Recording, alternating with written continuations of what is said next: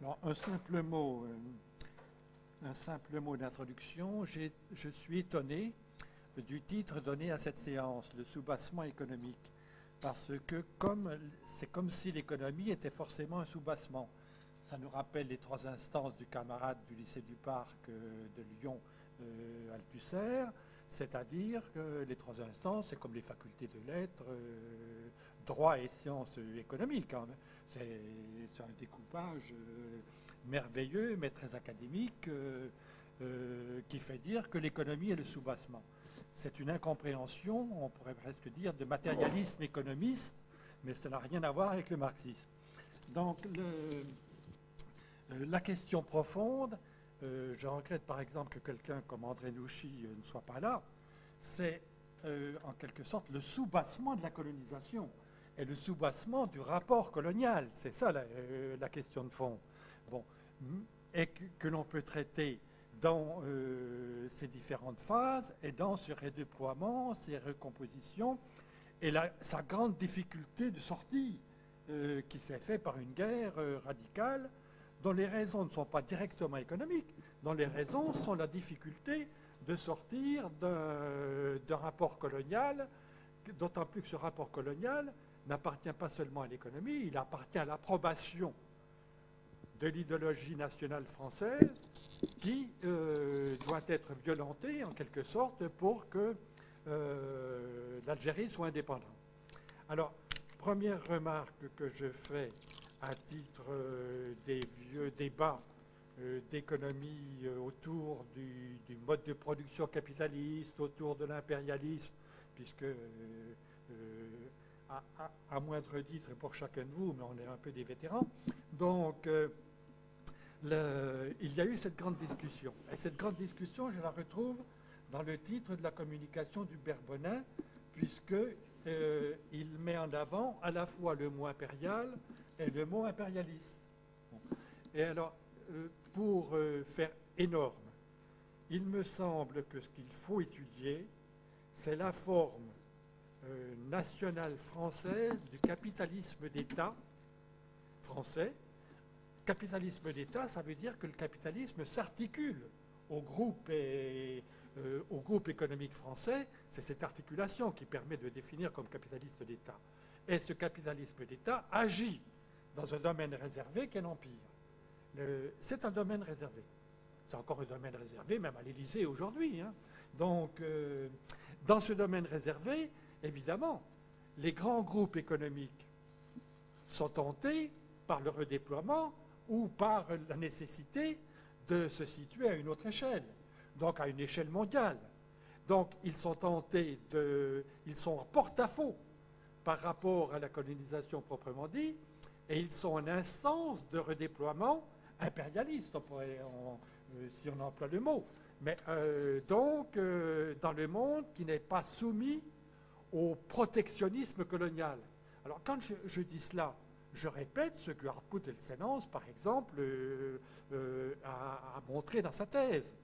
Et je mets fin à cette espèce de querelle stupide de quelqu'un qui ne parle qu'au nom du capitalisme d'État français en fonction de sa feuille d'impôt, qui est Daniel Lefebvre. Bon, le problème n'est pas de savoir si la feuille d'impôt a été plus élevée, moins élevée, etc., à cause de l'Algérie. Bon. Alors, sur ce point, je voulais resituer précisément la colonisation dans ces rapports qui sont à la fois des rapports inégaux, mais fondamentalement un rapport inégal, mais qui sont également des rapports d'intervention différentes, suivant que le domaine est colonial strict, comme le cas de l'Algérie, suivant que le domaine colonial est associé, si l'on peut dire, et suivant que l'on est dans le vaste monde, hein. Si on faisait du comparatisme, par exemple, il y a quelque chose d'intéressant, c'est de comparer l'Algérie et le Maroc, puisque de par l'acte d'Algésiras, le Maroc a été mis largement, si je puis dire, sous ouverture mondiale, sous le régime de la porte ouverte. Donc c'est là que ça fait surgir la différence du mode colonial. Alors, c'est peut-être déjà trop parlé par rapport à ces problèmes. Je signale, il faut toujours faire de la publicité quand même, que dans l'annuaire de l'Afrique du Nord, qui sort bien sûr avec retard, mais qui reparaît. Donc l'annuaire de l'Afrique du Nord, qui va s'appeler 2004, et qui est sorti, m'a-t-on dit, il y a une huitaine de jours, à Aix-en-Provence, donc publié par le CNRS. Hein. Dans l'annuaire de l'Afrique du Nord, j'ai commis un article où je reviens sur la confrontation des thèses d'Hartmut Elsenans et de Daniel Lefebvre, pour dire en plus développé ce que je viens de dire là, entre la feuille d'impôt et une vision de la transformation des rapports mondiaux.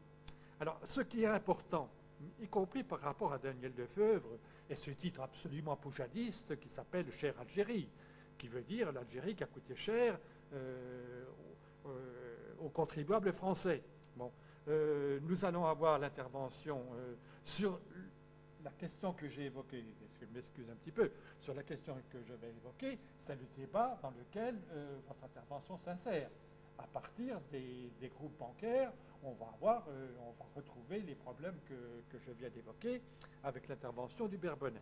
Ensuite, avec l'intervention d'Amédéni, on a en quelque sorte le contre-champ, car les Algériens ont bien été mis à contribution.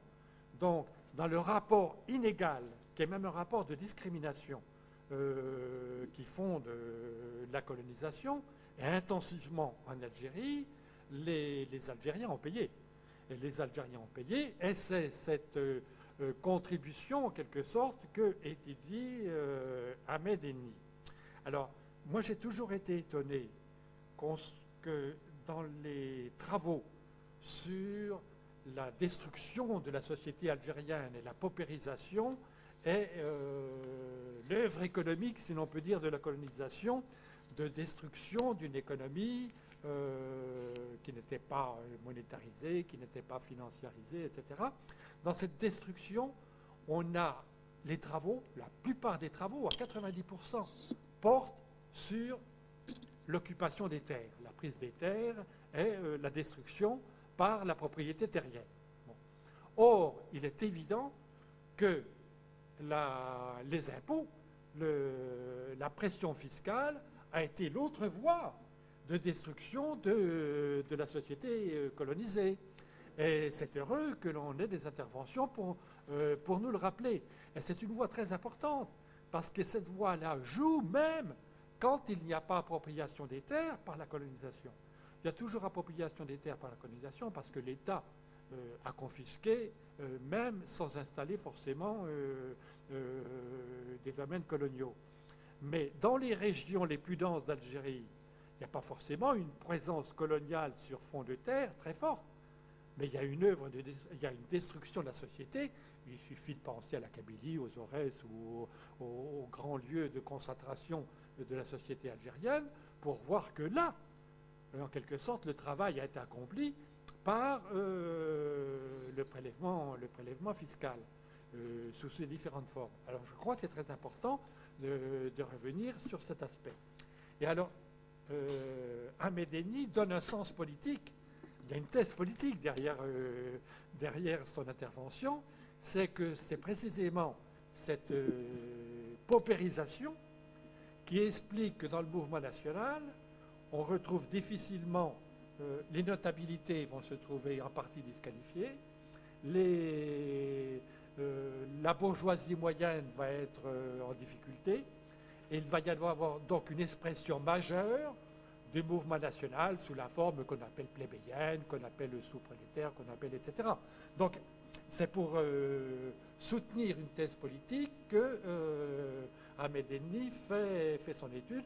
Je dis ça pour qu'on ait les éléments de discussion. Alors, la troisième intervention, notre collègue résumera, si je puis dire, reprendra les éléments de l'intervention d'Hartmut Elsenans. Et cette intervention est très importante parce que Hartmut Elsenans n'est pas revenu. Il suppose que l'on connaît la thèse économique que j'ai évoquée au début. Que le gaullisme, malgré lui, parce que le général de Gaulle a fait la guerre plus longtemps en Algérie que la 4e République, il faut quand même toujours le dire, la 5e République a fait durer la guerre d'Algérie plus longtemps que la 4e. avec une capacité militaire incroyable et une œuvre de destruction incroyable. Et De Gaulle a procédé à reculons à la solution qu'il ne pouvait pas éviter, qui était l'indépendance.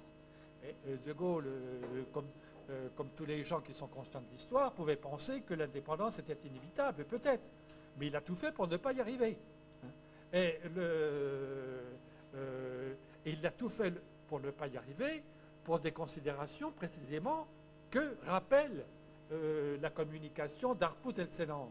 Pourquoi? Parce que pour des historiens qui ne sont pas des égaux nationaux, comme les historiens généralement prépondérants,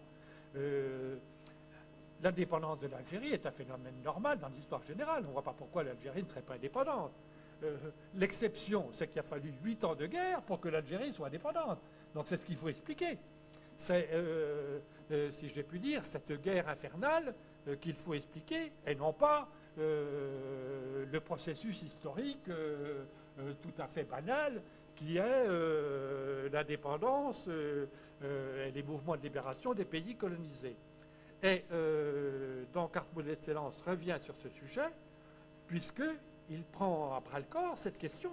Pourquoi, en quelque sorte, d'une façon historiquement anachronique, illogique du point de vue de l'histoire internationale, on a cette espèce d'énorme cancer, puisque c'est une croissance